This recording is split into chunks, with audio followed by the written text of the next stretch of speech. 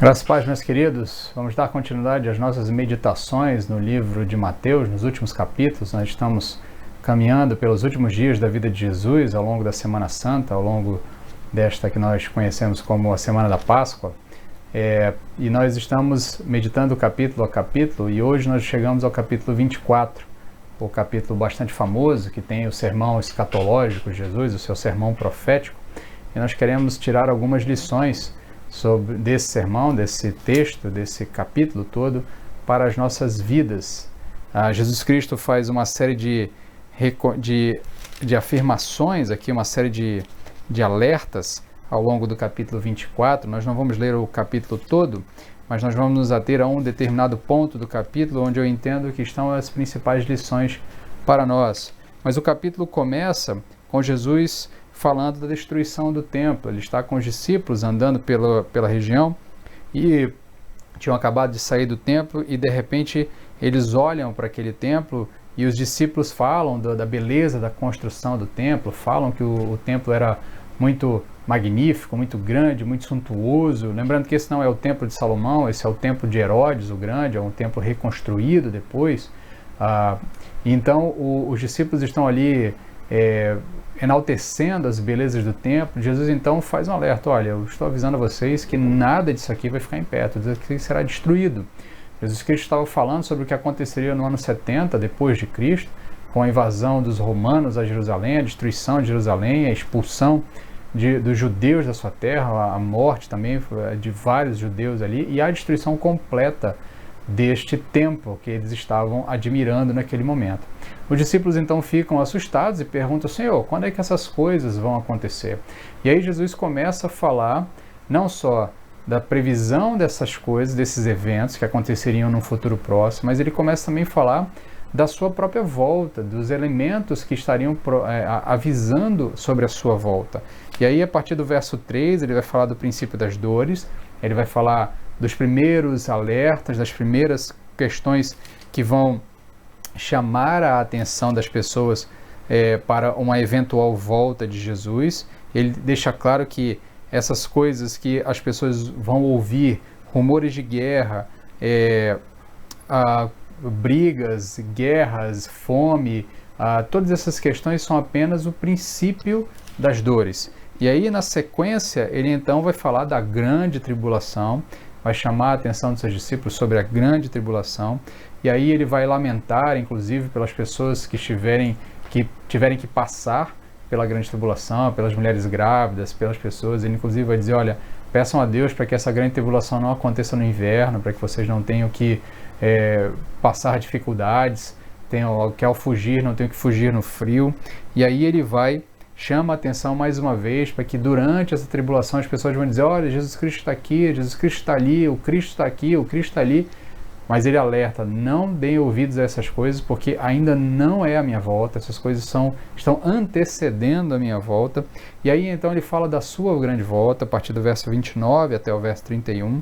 Ele vai falar então que logo depois da grande tribulação, o Filho do Homem então apareceria nas nuvens com um grande sinal, com poder e glória, e ele então apareceria na sua volta final. E aí ele passa a falar aos discípulos com algumas parábolas para chamar a atenção dos discípulos que eles deveriam estar vigilantes e atentos para este momento e para esses sinais que Jesus Cristo estava alertando desde o início do capítulo. E a partir do verso 32 que eu quero chamar a sua atenção para a leitura. Acompanhe a leitura na sua tela. O texto diz assim: aprendei, pois, a parábola da figueira. Quando já os ramos se renovam, as folhas brotam, sabeis que está próximo o verão. E assim também vós, quando virdes todas essas coisas, sabeis que está próximo às portas. Está próximo o quê? Está próximo a sua volta, a volta de Cristo. Em verdade vos digo que não passará esta geração sem que tudo isto aconteça. Passará o céu e a terra, porém as minhas palavras não passarão. Mas a respeito daquele dia e hora, ninguém sabe, nem os anjos do céu, nem o Filho, senão o Pai. Pois assim como foi nos dias de Noé, também será a vinda do Filho do Homem. Porquanto assim como nos dias anteriores ao dilúvio, comiam, bebiam, casavam e davam-se em casamento, até o dia em que Noé entrou na arca. Então, e não o perceberam, senão quando veio o dilúvio e levou a todos. Assim será também a vinda do Filho do Homem. Então 2 estarão no campo, um será tomado e o outro deixado, 2 estarão trabalhando no moinho, uma será tomada e deixada a outra. Portanto, vigiai, porque não sabeis em que dia vem o vosso Senhor. Mas considerai isto: se o pai de família soubesse que hora viria o ladrão, vigiaria e não deixaria que fosse arrombada a sua casa. Por isso, ficai também vós apercebidos, porque a hora em que não cuidais, o Filho do Homem voltará, o Filho do Homem virá. Então, meus queridos, Jesus Cristo, depois de falar dos sinais e depois de anunciar como aconteceria a sua volta, a sua segunda vinda, a sua vinda final, a vinda derradeira, ele então chama a atenção dos discípulos para o estado em que os discípulos deveriam estar no momento em que Jesus Cristo estivesse voltando. Ele vai falar da necessidade de vigilância, da necessidade de atenção a esses sinais. E aqui, antes mesmo de nós adentrarmos na análise do texto e tirarmos algumas lições para nós, eu quero primeiro fazer uma ponderação inicial. No tempo em que nós estamos vivendo, tempo de pandemia, tempo de preocupações com o futuro e uma série de medos que estão sendo instalados na vida das pessoas por conta de toda a confusão envolvendo a pandemia que nós estamos vivendo, eu tenho visto muitos cristãos temerosos pela volta de Cristo. Muitos cristãos dizem: será que Jesus Cristo vai voltar? E até um tanto quanto temerosos por conta dessa volta, dessa eventual volta, como se algo de ruim fosse acontecer com essa volta. A primeira coisa que nós precisamos entender é que a volta de Cristo é para nós motivo de alegria, é motivo de júbilo. Nós estamos vigiando, nós estamos guardando a volta de Cristo, não com medo, mas porque nós estamos desejosos de ver Cristo de volta. O nosso desejo como cristão é estar com Cristo, é viver eternamente com Cristo, porque quando Cristo voltar, seremos livres do pecado, seremos livres do nosso corpo corruptível, estaremos vivendo a eternidade e dentro da vontade de Deus e dentro daquilo que Deus de fato planejou para nós. Então, dito essas primeiras palavras introdutórias, quero fazer novamente um alerta a você. A volta de Cristo não é motivo para temermos, a volta de Cristo é motivo de alegria para nós. Por isso, Jesus Cristo nos chama a atenção para a necessidade de estarmos vigilantes. Muito mais importante do que entender quando os eventos que Jesus Cristo fala aconteceram ou acontecerão, ou se os eventos que estamos vivendo nesse momento se encaixam aos eventos que Jesus Cristo está falando, para que nós possamos fazer uma espécie de mapa escatológico ou de relógio do fim do mundo para saber exatamente a volta de Jesus Cristo. Muito mais importante do que isso é entendermos como devemos estar no momento da volta. Jesus Cristo usa como paralelo os eventos do período do dilúvio. Jesus Cristo vai chamar a atenção dos seus discípulos e está chamando a nossa atenção posteriormente, depois, por meio dos escritos que Mateus nos deixa, que no tempo de Noé as pessoas ignoraram os sinais que estavam ao seu redor. Ora, havia um homem construindo uma arca enorme, muito próximo deles. Se você já leu o texto, você sabe que as dimensões da arca de Noé eram gigantescas, eram colossais. Não era um mero barco, não era um barquinho. Ele não construiu aquilo sem chamar a atenção das pessoas. E é óbvio, o texto não nos diz isso, mas nós podemos conjecturar com uma certa certeza de que à medida que Noé ia construindo aquele colosso, as pessoas iam questionando: por que você está fazendo isso? Por que você está construindo um barco tão grande? Por que você está fazendo essa obra tão grande? E é óbvio que Noé deve ter avisado as razões pelas quais ele estava fazendo aquilo. Mas o ponto aqui é que haviam sinais para aquelas pessoas. A própria degradação moral daquelas pessoas no seu tempo, aquelas pessoas que viviam uma vida que desagradava a Deus, porque o texto de Gênesis vai nos dizer que a maldade do homem chegou a um ponto de incomodar a Deus e Deus olhar para aquilo e dizer assim: olha, eu preciso eliminar essas pessoas da face da terra porque a maldade deles chegou ao ponto de me incomodar de tamanha forma que eu tenho que tomar uma atitude. Esses sinais de maldade também eram elementos para chamar a atenção daquelas pessoas. Algo não estava certo.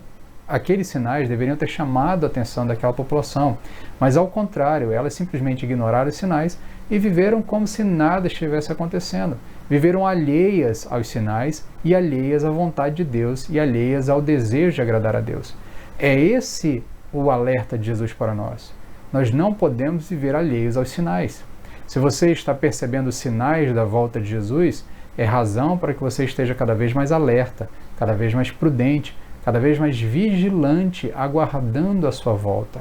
Se Jesus Cristo vai voltar hoje, amanhã, depois de amanhã, daqui a 1 ano, 10 anos, 100 anos que seja, isso pouco importa para o entendimento do texto. O que nos importa nesse momento é entender o estado em que devemos estar durante o período que antecede a volta de Jesus. O estado em que devemos estar é vigilantes, atentos. Por quê?